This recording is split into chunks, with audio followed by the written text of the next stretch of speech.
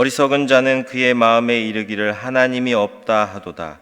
그들은 부패하며 가증한 악을 행하며 선을 행하는 자가 없도다.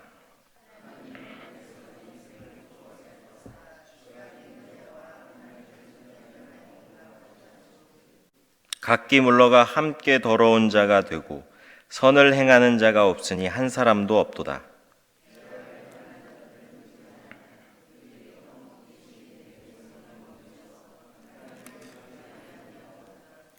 그들이 두려움이 없는 곳에서 크게 두려워하였으니 너를 대항하여 진친 그들의 뼈를 하나님이 흩으심이라. 하나님이 그들을 버리셨으므로 내가 그들에게 수치를 당하지 아니하였도다.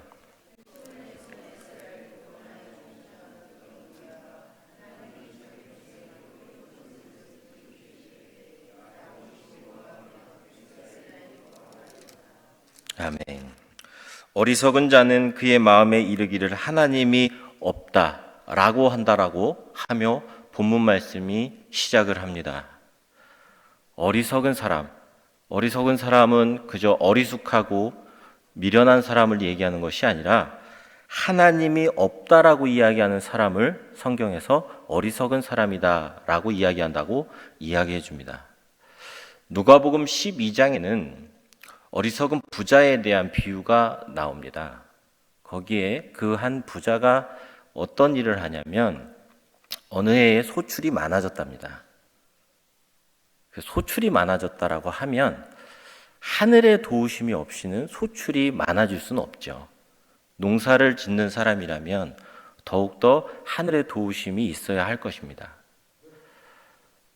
일정량의 햇빛이라든지 또 비가 내리고 하늘에서 내리는 비라든지 이러한 것이 있어야지만이 소출이 풍부해지는 것은 분명할 것입니다. 근데 그 부자가 소출이 많아진 이후에 내가 지금 있는 곳간을 헐고 더 큰 곳간을 짓겠다. 그리고 그 모든 걸 거기다 다 넣어놓고 이제는 소출이 많아졌으니 먹고 마시면 내 영혼이 즐거워하리라 라고 하는 그 이야기를 합니다. 거기서 그의 인생이 끝이 납니다. 하늘의 도우심이 있어서 하나님의 도우심이 있어서 나에게 소출이 많아졌구나. 이건 다 하나님의 은혜야 라고 고백하지도 않고 생각해 보지도 않습니다. 그러자 하나님이 그 영혼에게 얘기하시는데 어리석은 자여 오늘 내가 내 영혼을 도로 찾으면 네가 준비한 이 모든 것이 어떻게 되겠느냐? 누구 것이 되겠느냐? 하나님에 대해서 부유하지 못한 자가 어리석은 자다라고 하는 것을 누가복음 12장에 부유한 농부의 비유를 통해서 얘기해 주십니다. 하나님이 없다라고 고백하는 사람을 달리 한번 생각해 보면 이미 그의 마음 가운데 하나님은 계시다라고 하는 것을 생각하고 있습니다. 여기서 성경에서 얘기하는 어리석은 사람은 하나님이 모든 것을 주관하고 계신 분이시다라고 하는 것을 인정하지 않는 사람도 어리석은 사람에 속합니다. 우리 한 사람 한 사람들의 모든 일거수일투족 그리고 우리의 인생 지금까지 오시는 여정 가운데에 하나님은 분명히 일을 하셨습니다.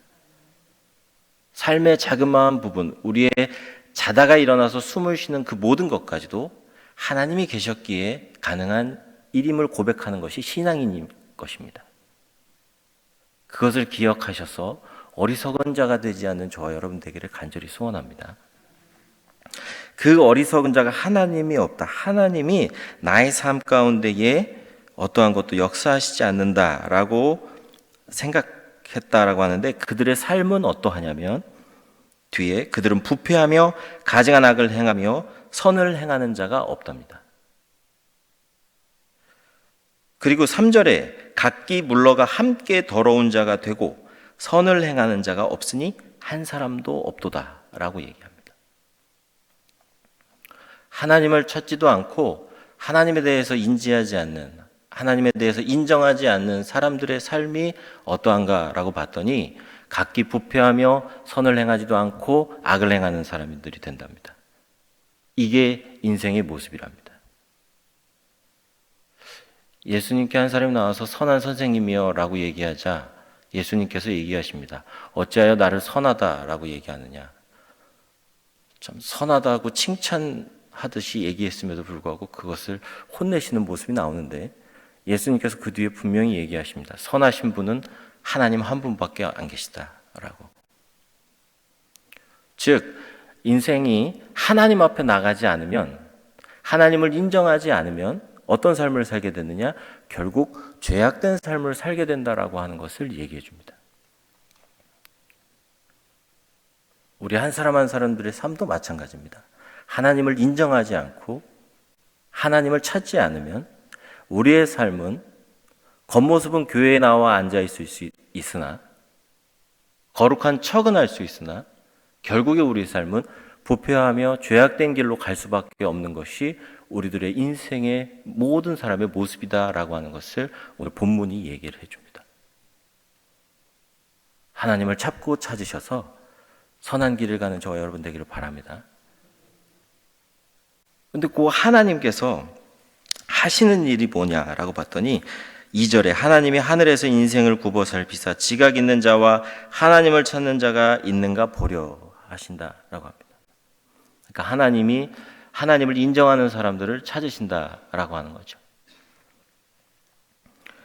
근데 그 더럽게 하나님을 찾지 않고 인정하지 않는 죄악을 행한 사람들이 그 이후에도 행해가는 것이 4절 말씀이 죄악을 행하는 자들은 무지하냐 그들이 떡 먹듯이 내 백성을 먹으면서 하나님을 부르지 아니하는도다. 하나님이 인생들 가운데 자기를 찾는 자들을 찾으시는데도 불구하고 죄악된 하나님을 인정하지 않는 인생은 계속해서 어떤 일까지 해나가냐면 하나님을 믿고 있는 사람들까지도 하나님을 믿지 않는 길로 자기들과 함께 하나님을 인정하지 말자, 하지 말자라고 하는 쪽으로 끌어당긴답니다. 믿는 자까지도, 믿는 자가 있는데도 불구하고 그 믿는 자까지도 믿지 못하는 길로 가게끔. 참 죄악된 것이, 죄악의 힘이 이마만큼 강하구나라는 것을 깨닫게 해주는 모습이기도 합니다. 근데 가만 생각해 보니까 그냥 누가 끌어당겨, 죄악된 사람이 죄된 길로 같이 끌어가자라고 하기 때문에 그 길을 가는 것이 아니라 우리 안에 있는 내면의 모습이 그렇지 않나라는 생각도 하게 됩니다. 새벽기도 꾸준히 나오시기 참 힘드신데도 이 자리에 나와 계신 여러분 주님의 이름으로 축복합니다. 잠깐 하루만 안 나오더라도 그 다음날 다시 일어나기가 쉽지 않으실 것입니다. 하나님 앞에 마음을 두려고 하다가도 두고 있던 그 자리를 잠깐만 이탈해도 그것을 다시 유지하기가 쉽지 않은 것이 우리들의 본연의 모습입니다. 그 죄악된 그들의 삶의 모습이 그 뒤에 또 5절에 뭐라고 나오냐면 그들이 이미 두려움 없는 곳에서 크게 두려워하였으니 너를 대항하여 진친 그들의 뼈를 하나님이 흩으심이라. 하나님이 그들을 버리셨으므로 내가 그들에게 수치를 당하게 하였도다. 여기 이 개역 개정 성경의 말씀은 좀 이해하기가 어려운데 세번역 성경으로 보시면 이렇게 되어 있습니다. 하나님이 경건하지 못한 자들의 뼈를 흩으셨기에 그들은 두려움이 없는 곳에서도 크게 두려워할 것이다. 하나님이 그들을 물리치셨으니 그들이 수치를 당할 것이다. 이렇게 되어집니다. 그러니까 하나님이 경건하지 못한 자들을 흩으신답니다. 누가 흩으신다고요? 하나님이 그들을 흩어버리신답니다. 가만 보면 바벨탑의 사건을 얘기해주는, 연상하게끔 해주는 말씀이기도 합니다.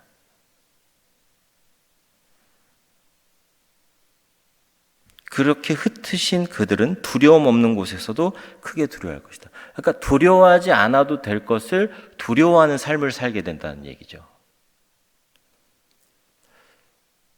제가 고등부를 담당하고 있다 보니까 고등부 친구들이 가끔 묻습니다. 성경에 이제 귀신에 대한 얘기들이 나오다 보니까 목사님 귀신 보셨어요? 뭐 이런 얘기도 해요. 그럼 제가 그때 그렇게 얘기해요. 정말 두려워야 될 걸 두려워하게 되면 지금 두려워하고 있는 것이 두려운 것이 아니게 된다 라는 얘기를 해줬습니다. 그렇습니다. 우리가 정작 하나님을 두려워하지 않으면 하나님 아닌 것이 주인이 되어 그것을 두려워하게 되는 삶을 살게 됩니다. 내가 걱정하고 있는 이 문제가 어느덧 주인이 되어 하나님을 바라보지 못하게끔 하게 될 때도 있습니다. 하나님을 두려워하는 저와 여러분 되기를 간절히 소원합니다. 그 뒤에 시편 기자가 소원하고 바라는 것이 있습니다. 6절 말씀에 하나님, 시온에서 이스라엘을 구원해 줄 자 누구인가? 하나님이 자기 백성의 포로된 것을 돌이키실 때에 야곱이 즐거워하며 이스라엘이 기뻐하리로다 라고 얘기해 줍니다. 즉 이스라엘 백성들, 선택된 사람들을 구원해 줄 사람이 누군가라고 봤더니 죄악된 사람들이 함께 있고 죄악된 그들이, 하나님을 인정하지 않는 죄된 사람들이 함께 있는 그 자리에서 선택된 사람들을 구원해 줄 분이 누군가라고 시편 기자가 생각해 봤더니 하나님밖에 안 계시다라고 하는 것입니다. 이 말씀 묵상하면서 이 시편 기자는 지금 하나님을 인정하며 하나님을 찾고 있는 사람이구나 라는 생각이 들었습니다. 그는 어떻게 이렇게 하나님을 찾을 수 있었을까? 죄된 인생이기에 하나님을 찾을 수 없는 인생임에도 불구하고 어떻게 하나님을 이렇게 잘 알고 하나님이 지금 하나님을 찾는 자들을 찾고 있고 하나님이 없다라고 하는 사람들은 하나님이 흩어버리실 거다. 그리고 인생을 구원해 줄 분은 하나님밖에 없다라고 하는 것을 이 시편 기자는 어떻게 이렇게 잘 알 수 있었을까라고 하는 궁금증이 들었습니다. 그랬더니 누가 구원해 주신다고요? 6절에 하나님이 구원해 주셔야지만이 가능한 일이었습니다. 하나님을 알아가는 것은 내가 인간의 어떠한 노력이나 애씀으로 되지 않습니다. 이건 전적 하나님의 은혜인 것입니다. 우리가 믿음을 고백하고 하나님에 대해서 이야기할 수 있는 성령의 역사 가운데에 하나님을 아버지로, 예수를 그리스도로 고백할 수 있는 것은 바로 하나님의 전적 은혜인 것입니다.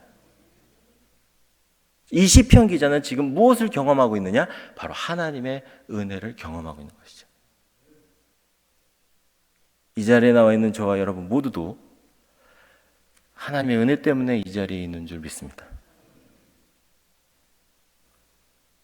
하나님의 은혜로 구원받고 성령의 역사 가운데 하나님을 아버지로, 예수를 그리스도로 고백하며 더 나아가 나의 모든 삶은 하나님께서 주관하고 계시다 라고 하는 것을 고백하는 은혜 입은 자다운 삶을 사는 저와 여러분 되기를 간절히 소원해서 이 말씀 전했습니다. 기도하겠습니다.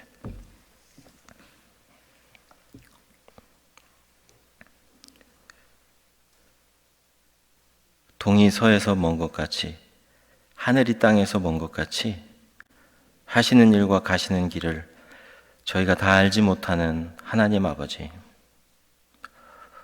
어쩌다 보니 믿음이라고 하는 것을 선물로 허락받아서 믿음의 길 갈 수 있도록 은혜에 나뉘어 주시니 감사드립니다. 인생을 살아가며 하나님을 항상 인정해 드리는, 범사에 감사하며 하나님께만 영광 돌리는 삶을 사는 우리 한 사람 한 사람들 다 될 수 있도록 인도하여 주시옵소서. 그러므로 말미암아 세상이 감당하지도 못하는 우리 모두 될 수 있도록 우리를 붙잡아 주시옵소서. 이 모든 말씀 지금도 살아계신 예수님의 이름으로 기도드립니다.